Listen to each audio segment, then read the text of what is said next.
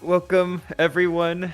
We're streaming now, and so we're kind of just waiting on some players. But if you wait long enough, then you'll see a good matchup between UCLA B team versus UW B team, and it's going to be quite an interesting matchup. We have players that are pretty close in skill level, but the real question is whether UCLA can actually wake up their players and stuff. I think there's some technical difficulties going on, so I don't know. What do you think is gonna happen, Ethno?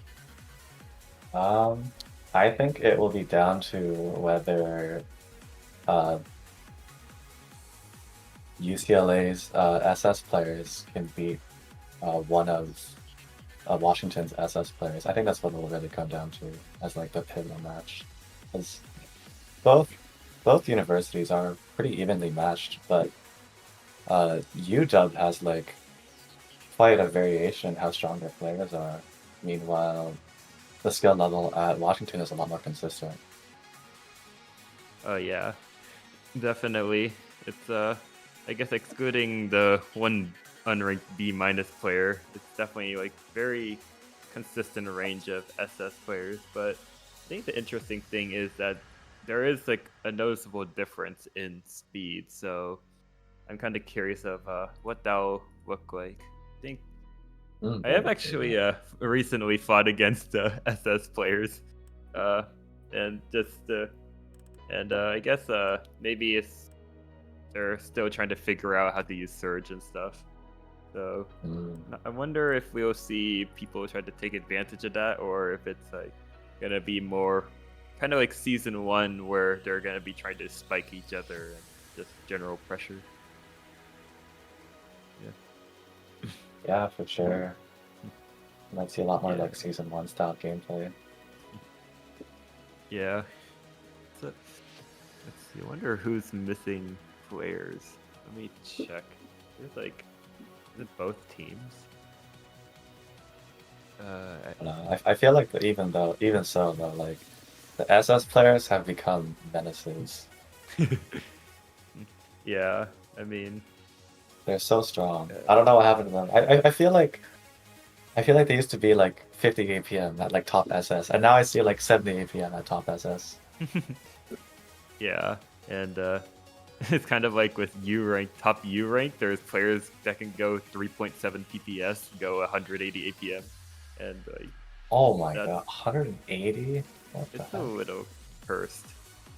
I mean, it's What not happened like to this game? consistently, but at least for like a couple of rounds. And but still, it's just like, I mean, it's like you look at those stats and then you think that, oh, that like years ago you'd think, oh, that sounds impossible. That's literally a top player. That's like if you think about like old Gestrous Cup, where literally like players that are in like the top literally would be like grand finals. They're not even that fast with that amount of pressure. And now we have top 5%, well, like almost top 1% players that are clearly destroying that sort of expectation.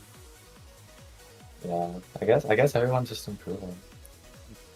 Yeah, it's getting kind of wild, but It's uh getting pretty wild. yeah.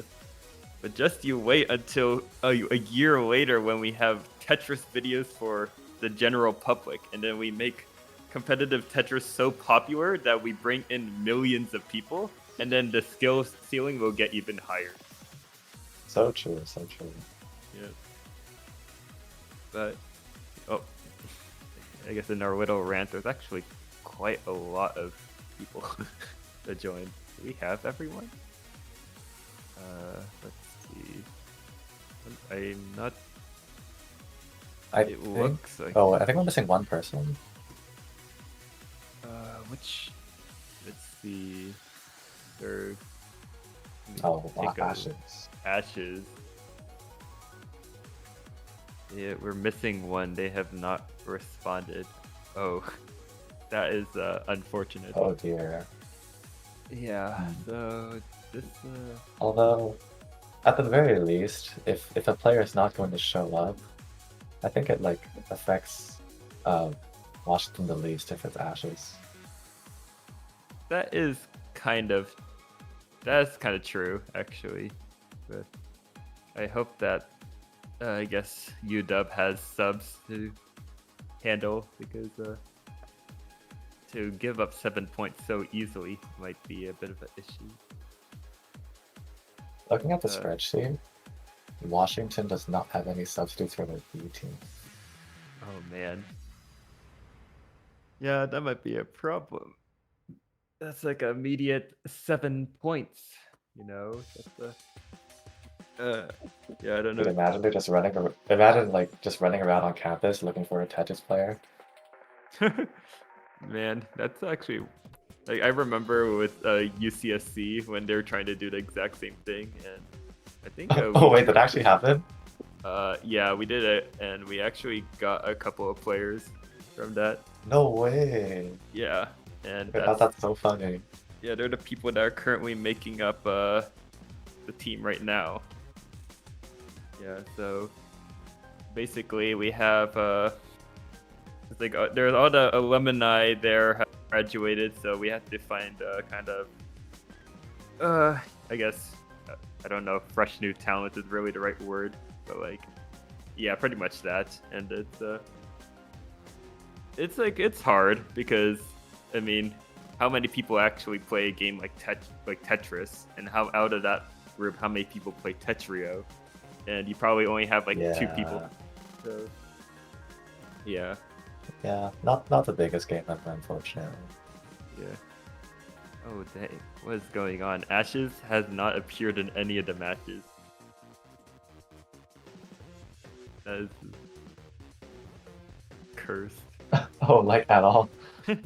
So they're just basically, they're just gone. So we're basically saying that UW has always been at an 8-point deficit this whole time, and it's just I don't know what to say. That is like a hard uphill battle to deal with. It's not impossible, but it's just that is unfortunate. Yeah, it is kind of unfortunate. Looks like Ashes is actually just not showing up. I think they're gonna have to forfeit that one match. Yeah, but can they make up the points? And I mean, Yeah. that means that let's see. I guess what happens with UCLA? I mean, they have to like give up one person, right? I guess because like there's only 4 players remaining to fight. Oh, is that how it works? I thought I if have your no player doesn't clue. show up, they have forfeit. Well, the player. Well, UW has to forfeit that match, but then like, I guess like, I mean, I guess UCLA Oh, I would see still what you have. mean. Does UCLA still have 5 players to pick from? Like, They do, yeah. Actually, yeah. that's true, yeah. Do they just have Yeah. like a picking, like a counter pick advantage now, maybe? Yeah, that's even more difficulty for UW actually. But Yeah. I think looks like we're Really not what you want to starting- see in such an even matchup where you want to get like any slight advantage you could get. Yes, and it looks like we're actually getting our first match, which is going to be Horsey 34 and Mango. I would say Mango. I don't want to say the 4 and Q, but this is. I think we'll be able to see a good amount in just warm up. We're going to see where the speed comes from for Mango and whether the speed difference actually matters. Yeah. Should be a pretty even match. Yeah. Well, Horsey with a bad misdrop, but that's fine, you know. Get your misdrops out of the way in the warm up. Yeah, still surviving. There's still a way to survive, but unfortunately places that ST. But this is warm up, so it doesn't matter. But I think we gotta see. I think for both players, we sort of see like, I guess what kind of player they're kind of expecting, and who knows, maybe there's a lot of nerves that come along with it. For sure, yeah. Especially in such a close matchup, I can definitely understand the players being nervous. Yes. Dang. All of the descriptions are pretty interesting, with Horsey being able to play 5 musical instruments and Mango being on the UW boxing team. There's a boxing team at UW? That's actually nuts. Actually sounds First really physically active Tetris player? No way. fun. I don't know about that. I've seen. I feel like rock climbing is getting more popular nowadays. Oh, rock But climbing. yeah, That's like cool. in yeah. But looks like we have actually gone right into the match, and we're gonna see some nice T-spins by Mango here, blistering almost 2.6 PPS, and Yeah, Horsey that is is gonna really have fast. to use that efficiency in order to figure out a way to deal with that pressure. What the heck? What? This guy's SS. What's he doing? Yes, trying to get into. Oh, manages to find a spike and gets into that back at 4 surge. We love to see surge. Yes. Yes. Oh, I think I see where some of the speed also comes from. You guys see a nice stick spin. SCPP? I don't know, actually. I use this opener, but like, yeah. Yeah, opting not to do the tank, and now Horsey just has this very large clean well. We'll see if they can make good use out of it. Yes, but this is very Oh, they dangerous for covered it Mango. up. Oh no. That- yeah, it's dangerous just because when you have surge, it is just a free attack, but especially with a surge that small, it's like guaranteed to be cheese. And like surge has added so much complexity to this game that it's kind of insane. It's just like initially you could be at the top of your board and it was mostly fine because it's not like your opponent could suddenly get more pressure. You know, if you judge things correctly, then you can always just stay up there. But then with the addition of surge, now you actually have to consider that additional variable, and suddenly you can't stay at the top anymore because if you do, they're just gonna spike and surge, and they do immediate 20 spike and just die. So, but Oh, absolutely, yeah. yeah, It's kind of interesting how like you can just skim, and now you still have an option to send attack. yeah, it's like now with season 2, you can actually send cheese without needing to break back to back. True. But yeah, which is why I'd argue that U rank is the point where the meta actually shifts because people are actually getting a lot better at being able to hold back to back, and we get to actually see how the surge is properly utilized. And we see a lot of this surge with Mango. Like, and it was, speaking of that big spike, that is something that you have to watch out for. Yeah. Mango kind of running away a little bit here. Horsey needs to lock in. Yeah. Yeah, I'm hoping that Horsey is gonna be able to find a way because this right now is very difficult, but it's not impossible. I think the biggest thing about the meta shift is like I don't know if you've heard, but basically, probably I'd argue that like 70% of all the flunkers from 24.8 to 24.9 they got nerfed to U rank. It's because of the meta shift. Yeah, and which is kind of crazy to think about because these are the players that, like, even though they were slower, they had to like be more efficient, outsmart their opponent, and do all sorts of tactics in order to get that far. And now with the damage changes with season 2, it's just like they lose a lot of attack, and speed actually starts to matter. You actually have to know how to upstack. And speaking of upstacking, we gotta see a nice combo from Horsey getting their first point, showing that even despite the speed difference, they still have a lot of attack that they want to showcase to Mango. For sure. Yes. Nice time to cheese by Horsey. With Mango being at the bottom of the board, we get some perfect lines of cheese. That's the perfect time to cheese right away. So close up. Luckily, Mango does not have any type of surge, but with Horsey, Horsey needs to try to not cover over their garbage holes too much. And you can see that all of that cheese that was sent over to Mango has suddenly appeared on Horsey's side. And oh man. yeah, He was slowly finding his way down for a bit there, but then the pressure came in, and I think it was just too much. Yeah, Yeah, it's difficult. I'd say if I can think of one way the Horsey can win, it's definitely spikes. And like even with the slower speed, you still have to be more aggressive with your down stack.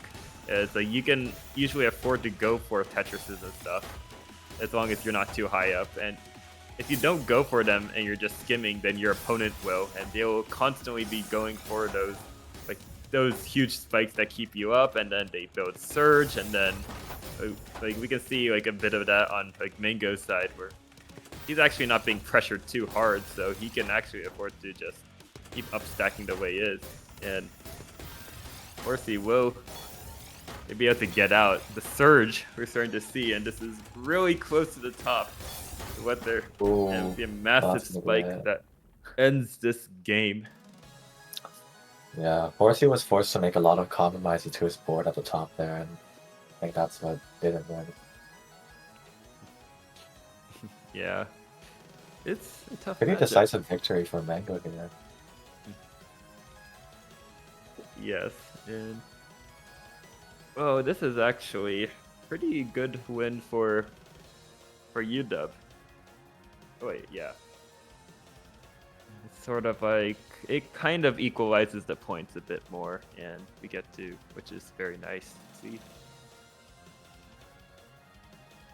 But there's still many more opponents to deal with, so whether UW is able to keep that momentum or not is a different story.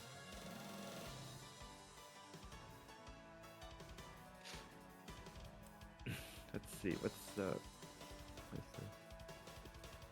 I think for now we're just going to be waiting for a next group of players. I'm not sure whether either team has really figured out a draft plan, but I think it's like I noticed. I mean, there's like two options. You could figure out as you go, which is I think what most teams do, or you could like plan out the whole sequence in advance. And unironically, that's UCSC was pretty notorious for that. I mean, honestly, part of the drafting, like having the skill in the drafting also allows for the win, and is actually just as important as knowing how strong your, well, not quite as important as like knowing how strong your opponents are, but it does make a big difference when matches are close. Oh yeah, for sure. Yeah. I remember last CTL, I remember Waterloo's team, they were like, I think they like threw the first match or something. It was one of the top teams to get counterpick advantage. Speaking of which, though, it looks like UCLA is going to have the counterpick here, which is in their favor because they actually have like the team variation. Like they have some players in U, some players in SS. Yes, and I think that definitely provides a lot more. Well, other than volatile games, it like definitely makes more definitive options. Like knowing, like if your player is like a completely different rank than other people, then you can sort of more easily judge. Maybe this player is better for this purpose, for getting counter picking, for sacking. You know, there's like, I think every single rank actually has a pretty good purpose, and yeah, perhaps that is what we're seeing here. Yeah, definitely going to be up to UCLA to try and find any advantage out of counter picks. Yes. The 1900 star Bed Wars player versus the person with 2 pet bunnies. This is going to be a tough matchup. Why is Ethernet... Wait, oh, sorry, yeah. Oh, I was like, sorry, why is he 2.97 PPS? What? 4 PPS LST? Excuse me? What? Yeah. Speaking of feed meta that I was talking about, this is the beginning of it, because this is absurd. Hold on, Lokai is really fast too. They've been holding 3 PPS. What is this? What? Yeah, I don't know what to say. The SS players are faster than the X. What on earth is this, bro? It's like SS Westel. What the heck? Yeah. I'd say the funny thing is that you have because of all the players that like all the striders that like in season 1 they probably were kind of hard stuck because they were being perhaps too greedy or too inefficient, but with season 2 changes, all of the fast players got hella buff. Well, not all of Oh, them, but I yeah. think a noticeable amount. Like I know one player that was stuck in mid U in season 1, and then now they're solidly in X. Holy. Yeah, and they're going like, really fast and infinite upstacking. But the thing is that because the damage reductions and stuff, you can't kill him anymore, and so he can do anything he wants. Right. You know? Yeah, that is definitely something. I remember I was watching a Garbo stream, and he did mention that like almost any change you make to the game will benefit the speed player. Yeah, unless you do some terrible change, like for example, if you go too fast, then hey, you lose rounds or you get garbage. But that would ruin the fun of the game. Yes, Oh but yeah, for immediately sure. we see that huge surge, and we're going to see some amazing all spins, both pairs. Oh my god, Severe what? contrast compared to the last game. Why are they 120 APM? We're gonna see a lot of misdrops on Ethernet's side, and but Lokai, despite I'd say speed difference, but these players are going like 2.7, 3 PPS. A lot of misdrops. Lokai finding the nice down stack, and kind of surviving for his life right now. So Yeah, what many the actual Ts. heck is this? Yeah. What? I'm gonna look at the TRs. Okay. Ethernet is actually pretty close to high U. I don't know. Maybe you could consider that high U. Just where Man. pretty much there's so many monsters there, and Ethernet is just one of them. But I'm so surprised by the fact that Lokai managing to survive 112 APM for over a minute is Yeah, like man. this. I don't know if I'd say like this is kind of absurd. Like even for these are the B teams we're talking about, and we have players that are already this insane. Yeah, your ranks in the B team is crazy. Yeah. Yeah, I'd say when you get to this point where you have a lot of speed and you can upstack decently well, I'd say this is where Surge starts to matter. And these big spikes that Ethernet is trying to do is managed to get 2 points so far, and it's like what matters is like if you can back-to-back down stack cleanly, then you're on your way to X rank. That is the main difference. And what is that insane sell from Ethernet trying to misdrop that one piece. And they did that opener at 5 PPS. That's what the Yeah. heck? Ooh. A lot of cheese on their board though. Let's see if Lokai can capitalize. Yes, this is the season 2 meta. Yes.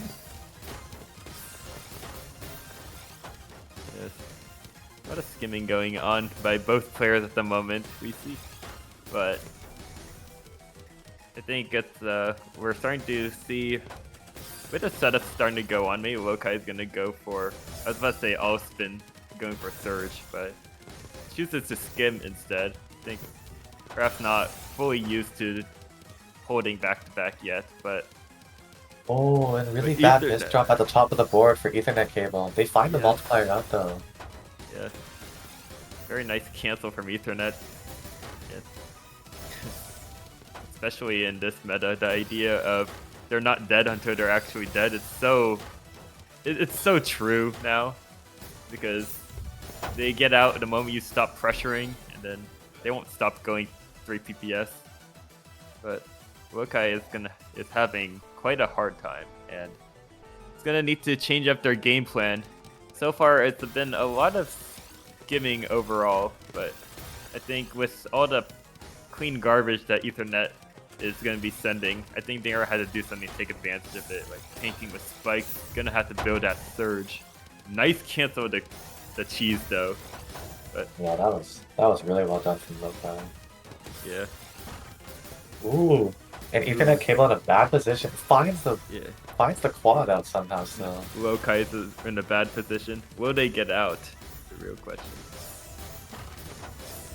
Chooses the waste eyepiece at the top of the board. Could potentially spin the piece. That is Misdrops twice in a not row. ideal. Oh no, and the T-piece misdrop. That is too much. Yeah, this is incredibly difficult matchup. And Lokai only has 3 more chances to try to secure the win. But that misdrop is the worst type of misdrop you could see, unfortunately.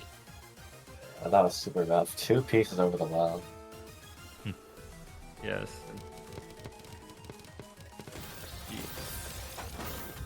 Going 5 PPS looping. Oh my god.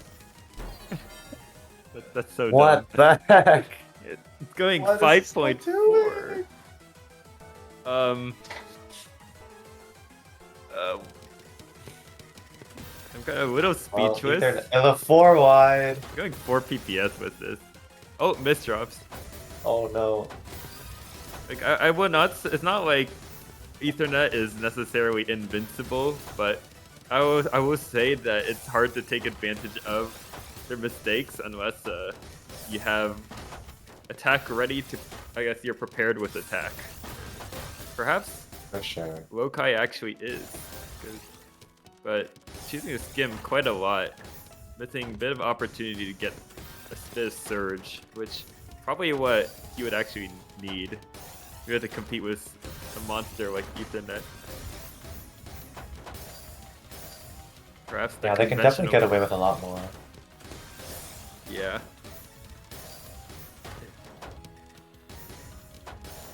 Let's see if they can take at least 1 point. That's like the first goal. So, looks like Ethernet going for some nice spins. Slowly but surely sending cheese over. They're actually going similar speeds, huh? But the hesitations on Lokai's board is very. I think it's over. That's unfortunate. But that is game. And certainly we can see what the speed of Ethernet looks like. And why you should use Ethernet instead of Wi-Fi. But that's such a bad joke. I think let's move on. I think. No, you're right. You're right. Ethernet is most definitely faster than Wi-Fi. Yeah. But yeah, it is quite a match, and honestly, a pretty good showing from both players despite the end result. I think it kind of showcases really big potential for these players as they keep developing their skills. You know. Definitely, yeah. Lokai put up a really good fight there. Yeah. I'm still very surprised by the speed. But so now UCLA is now having quite a, I guess basically got back the lead for now.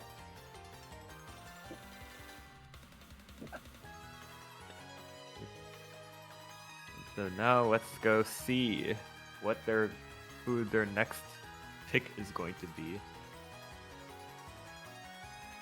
I've been having multiple tabs of all these players. I've been trying to keep track of who has played and who hasn't. So let's see, getting rid of so it seems like there's only there's only 2 more matches. Yeah. Yes, and in general, I think it's gonna be an uphill battle, I would say. Because both players on UW's team that are remaining, I believe they're both SS players, and yeah, they are both SS. Yes, and UCLA has 1 more U rank and has 1 S plus, but they also have another SS. So I think we're gonna have to see quite a monumental upset if we want to see UW try to win this one. Yep. Yes. Can the SS beat the U? It's possible, honestly. I think if with enough backseat coaching, then it totally works. Like, I have seen that. Like, there were some clips in the CTL Discord of like, them playing in VC, and they're just they're just all yelling at each other. Like, yeah, down stack right now, go down, go down. yeah, it's so good, and it actually does work. 'Cause, Sometimes it does work. Yeah. yeah, but wow, soft dropper. You using controller or something? Actually, Maybe. no. That is interesting, I would say. But still managed to go 3 PPS. Yeah. I love pointing out non-zero soft drop every time I see it. Yeah. Oh my god, the surge is real. He's not gonna break it. Oh, now he does. Ooh. It's just Yeah. surge break. So the easy kill in a way. When used right. Yeah, as you were saying earlier, they just, oh, clear one line. Now you have a bunch of attack going. Yeah. Kind of like, yeah, you have to. It's like if you're screen watching your opponent, now you have more factors you have to consider. You have to consider whether they're back-to-back 3, and if they are going to get back-to-back 4, are they going to break surge immediately? Like sometimes you have to actually predict that stuff, and you have to know. That's true. Yeah, it's a lot of mind games going on. Like, are they going to break surge, or are they going to keep stacking? And I guess you have to sort of figure things out. But immediately we see a massive spike from Freescape here, and really showing who's boss with that first round. Yeah, that was well done. Maybe the upset will happen. Who knows? But I guess not the time to jinx stuff. But you're gonna see massive spikes from not guessed anymore. It's but with a surge setup. But oh, misdrop with the eyepiece. But luckily finds a nice skim down. But that 7 surge is gonna be dangerous. Misdrop. We're gonna probably see a surge break from not guessed here, and nice timing. Yeah, there it is again. Had a really bad misdrop and messed with the board, but he's just like, oh, clear one line, lol. Yes, and Freescape also trying to, who knows? I don't know. He has to figure out something at this point, and I think the first couple of rounds probably going to be a good sort of warm up for them as they spin their way out of, well, I was about to say into existence, but I don't think that was the right word. But it's gonna be a lot of brainstorming. It's interesting. Not guessed anymore implies that they probably played another game, or maybe they just played Tetrio or PPT or something, and then they decide to actually make an account. You know, like who would name themselves not guessed anymore for that reason? The quick surge break at the beginning. Oh. And, gonna pepper Freescape with quite a lot of cheese. And the last thing you'd want to deal with if you are a slower player is cheese.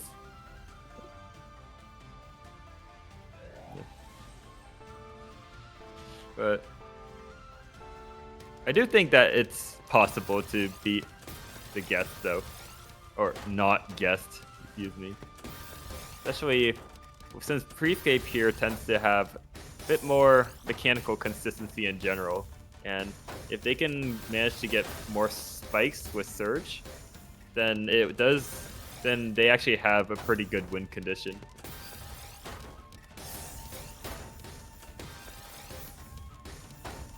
See, guest at the top of the board now, doing a bit of skimming. Freescape actually being quite a bit more efficient despite the 1 PPS difference.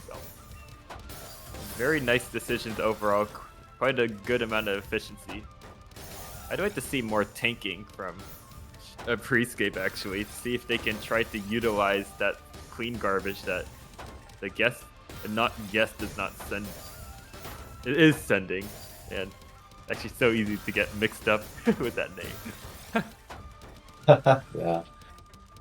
Yeah. A little bit of macro gameplay would be happy to play, but that is definitely hard when you're an SS and you're still worried about like just keeping a clean stack on top of everything. Yeah. I'd say U rank is the point where it's sort of the point where Tetris actually starts to play like a fighting game, because by that point, making decisions like an upstacking usually doesn't require as it's usually muscle memory at that point. It doesn't. You don't need to think about like how do I put the pieces together, and that sort of hurdle is actually part of the difficulty of getting into a game of competitive Tetris. It requires so much proficiency to get in there, and I think for not guests, we can sort of see that sort of proficiency, but I don't think that. But it doesn't mean that Prescape wouldn't be able to handle such pressure in general. I think it's definitely possible, but they're gonna have to be constantly moving. They're gonna have to keep adapting, and it's just overall a very difficult matchup when you're a slow player, when you don't have the speed, and then what other weapons can you use? Do you have more efficiency? Do you have better surge? Do you have better consistency? And all of those sort of things. And if you don't have enough of that, then you kind of just lose. But yeah. Yeah. What do you have then? Let's see. Let's see the list of things. Certainly, canceling is a good. Timing in general is an important skill for Season 2. Your ability to back-to-back down stack is also especially important, because especially at this rank, even if you're a fast player, people will tend to try to just cover their well with back-to-back, and they'll have to break eventually. So the ability of keeping large surge with stack cleanliness, and having better foresight, so you can make if you can make prophecy T-spins, then you can make significantly bigger spikes than your opponent expects. And it's sort of, you have to basically have the X rank fundamentals even to compete against a U rank player with U rank fundamentals. That reminds me of this player named Ken E. Back in Season 1, I think he had U rank at like, I don't know. He had high U rank at I think like 1.5 PPS, because he was able to play at X level stacking just slowly. Yeah. It's a little less feasible nowadays. I mean, it's still possible, it's just that it's just significantly harder when you deal less damage as the plonker. Yeah, incredible survival from Prescape though, finding 2 quads to get out of there. Yes, those players with quite a clean board. I think Prescape is going to try to utilize that sort of stacking. And we're going to see a bit of surge. I think Prescape... Oh, sorry, go ahead. Oh no. No, you can go. I was gonna say that Prescape definitely heard what you were saying about canceling, because they're doing that a lot more now. Yes. There's a bit of a balancing act, though.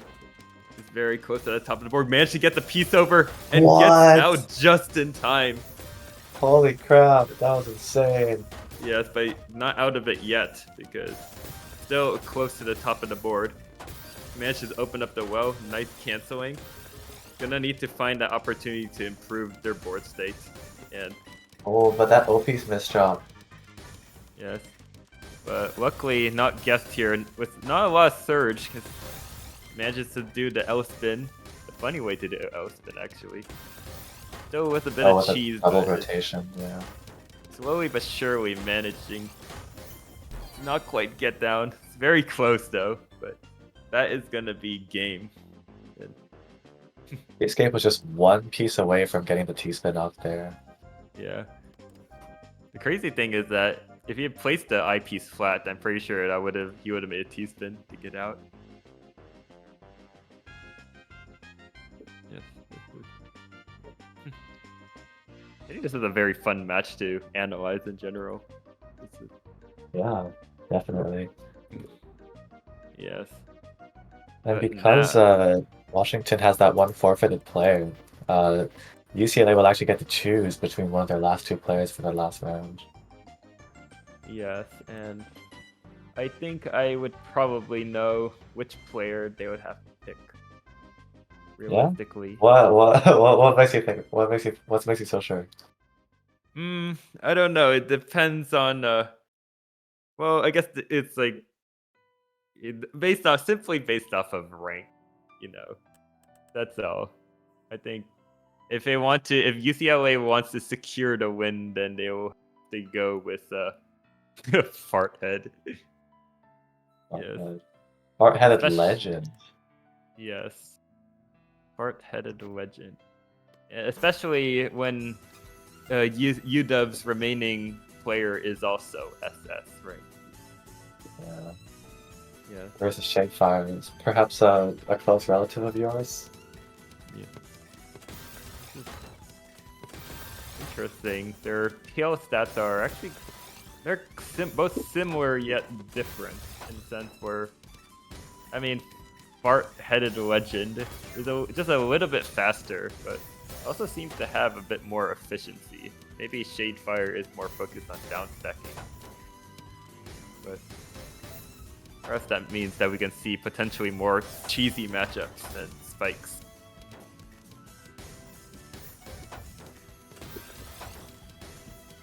Bit of a 9-0 stack from Shadefire, trying to get a bit of pressure in. It seems like that they seem to be quite faster with this sort of setup.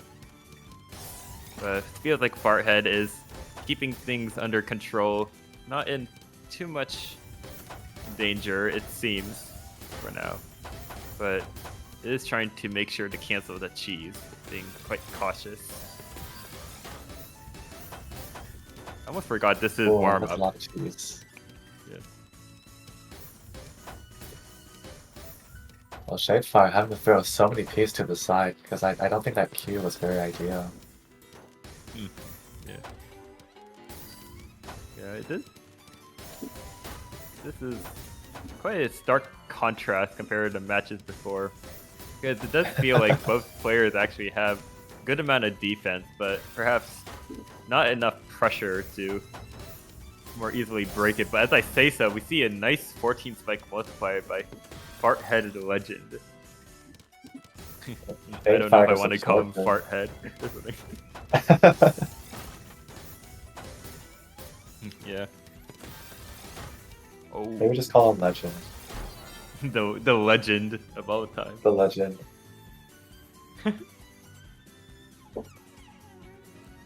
Finally, we get almost 2-minute round that have a lot of survival going on. But now we get to see the actual match. Wonder if either player has figured out what to do. And I wonder if the VCs of either team is going haywire with a lot of backseat coaching. Could be, yeah. I think definitely those 2 U ranks, if anyone. I can imagine. Yeah. Looks like we're gonna see a bit of 4-5 stacking from Fart-headed legend, and Shadefire gonna be when opening up the boards, managing to get a bit of power stack from legend side, and that is an unfortunate misdrop.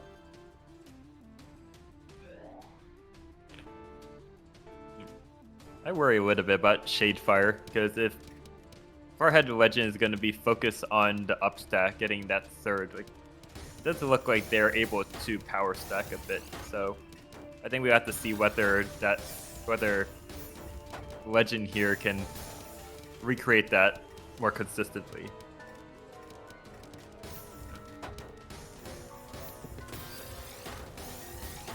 Three stacking from, excuse me, 3-6 stacking from Farthead Legend here, and Shadefire is almost at the top of the board already, and we're starting to see just like the constant. I think we're starting to see a sort of pattern, that sort of plan that Legend has, and this, I think we can start to see that he's actually speeding up now.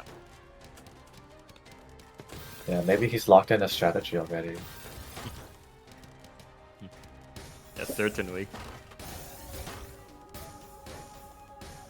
Some nice 2-7 stacking. Gonna keep opening up the board. Shadefire with a nice cancel of all that clean garbage. With all that clean garbage that Legend is sending, perhaps Shadefire can actually showcase his other skills, where maybe he's actually good at utilizing that clean garbage. And we're gonna see some massive pressure from Shadefire. Very nice counter spike at the top of the board. Is he gonna be able to finish it off? And Farhead Legend actually getting quite down, has a bit of a dependency, but now Shadefire with a lot of clean garbage to work. If they can spike before Legend gets out of that cheese, then it might actually be over this round.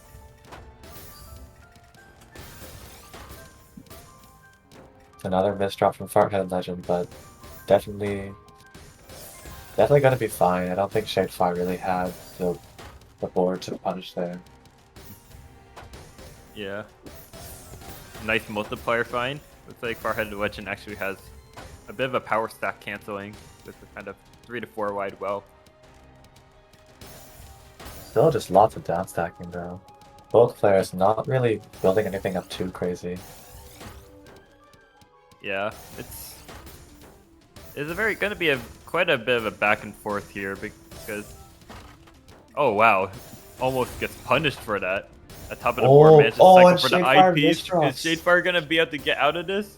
Gonna have to keep moving, but unfortunately does not get out. Too much garbage all at once.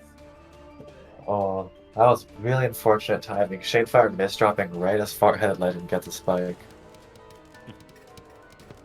Yeah. I just feel like the current dynamic of this matchup is that Farthead Legend is going to be the significantly more aggressive one, and Shadefire is going to be needing to try to punish based by using Legend's clean garbage.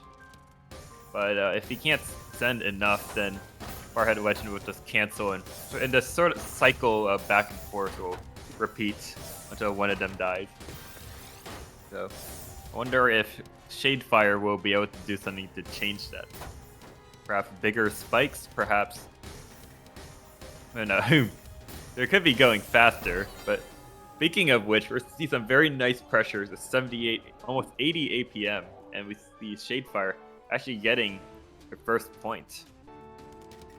Yeah, I think Shadefire was definitely just getting much better multiplier downstacks that round. Yeah, certainly, and very nice well to deal with as well. But those spikes are pushing him up, and it makes it very difficult to rotate the piece in place. If Farhead Legend manages to break Surge at any point, and that doesn't matter. That Z piece ends up getting stuck at the top. Yeah, Shadefire wasting 2 eye pieces all the way up there.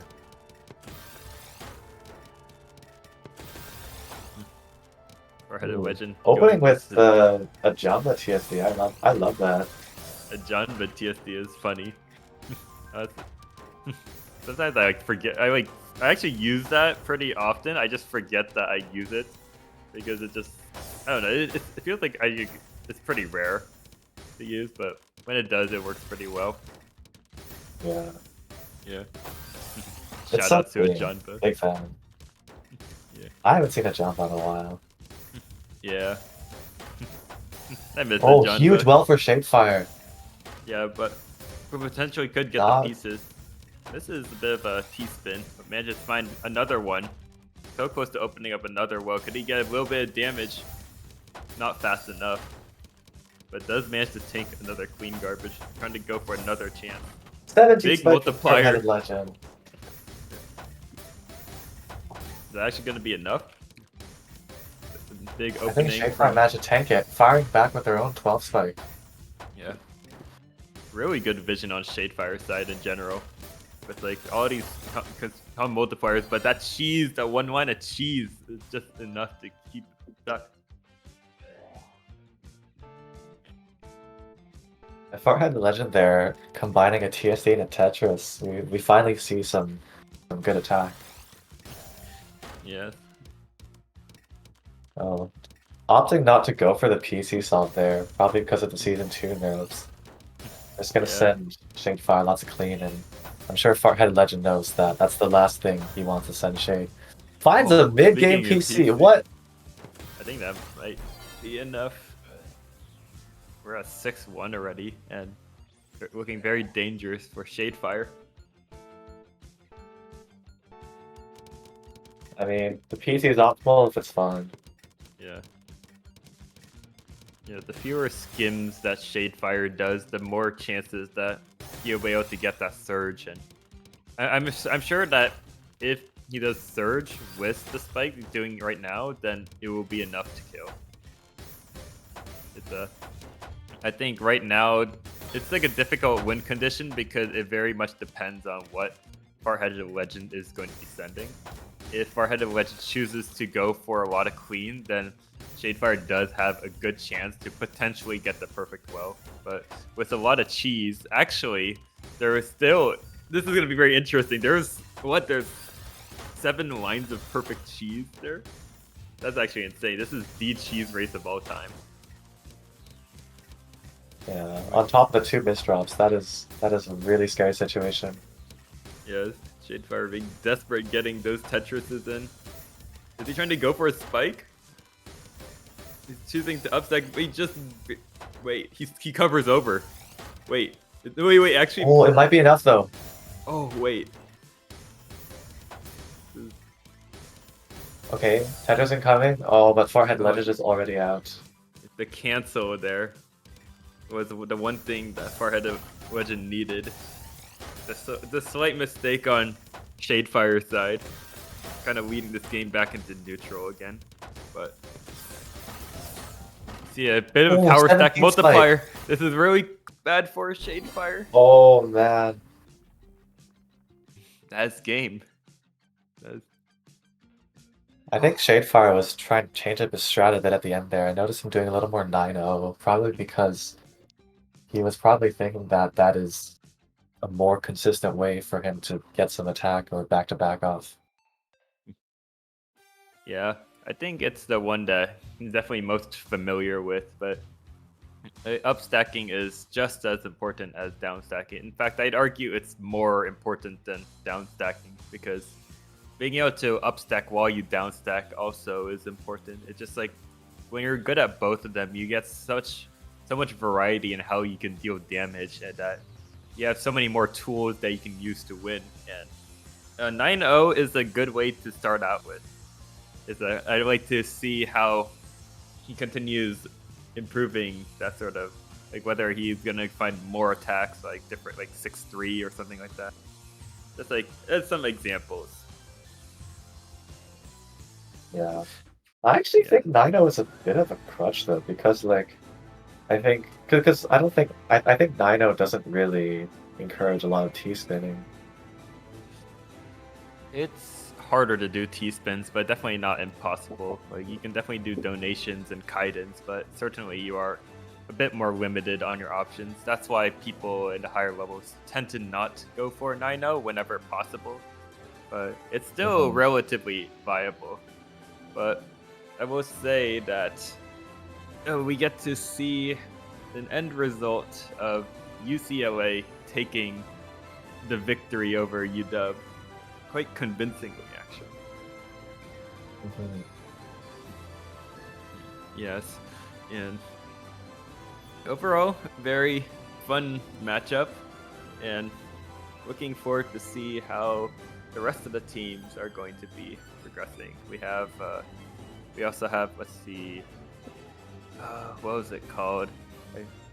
I actually forgot what it was called for the final matchup for the A team. But we have more matches incoming in the future, and it's gonna get significantly more exciting with time. And you have any comments that you'd like to say before we, I guess, hand it off to a Krill KRH?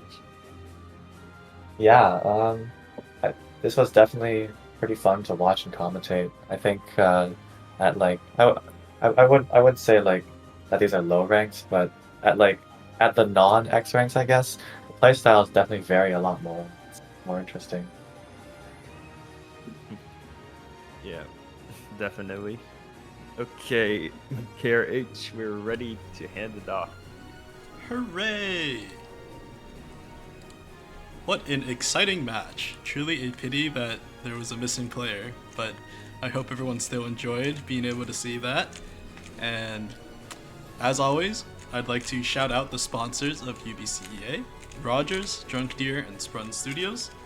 And of course, gotta always thank all of the organizers and all of the commentators that make this event happen. If you guys would like to see more exciting Tetrio gameplay, make sure to tune in tomorrow where there will be another 2 streamed matches.